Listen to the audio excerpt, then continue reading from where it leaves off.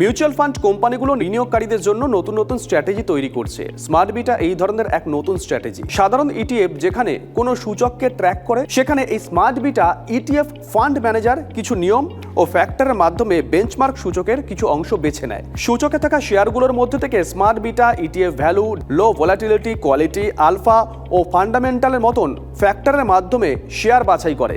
যেমন নিফটি 50 সূচকে 50টি শেয়ার থাকে, আর স্মার্ট বিটার ক্ষেত্রে ফান্ড ম্যানেজার এই 50টার মধ্যে থেকে কোনো ফ্যাক্টরের উপর নির্ভর করে কিছু শেয়ার বাছাই করে ও সেখানে বিনিয়োগ করে। এই ক্ষেত্রে আলফার উপর নির্ভর করে যদি ইটিএফ তৈরি হয় তবে তাকে আলফা ইটিএফও বলা হয়। স্মার্ট বিটা ইটিএফ সাধারণ ইটিএফ এর তুলনায় বেশি রিটার্ন দিতে পারে, কারণ এই ধরনের ইটিএফ ইন্ডেক্স ফান্ডের মতন সূচকের সমস্ত শেয়ারের উপর নির্ভর না করে আলফা বা মোমেন্টামের মতন বেশ কিছু ফিল্টার লাগিয়ে তারপর বিনিয়োগ করে। মিউচুয়াল ফান্ডে বিনিয়োগ বাজারগত ঝুঁকি সাপেক্ষ। বিনিয়োগের আগে বিনিয়োগ সংক্রান্ত সমস্ত নথি সাবধানে পড়ুন।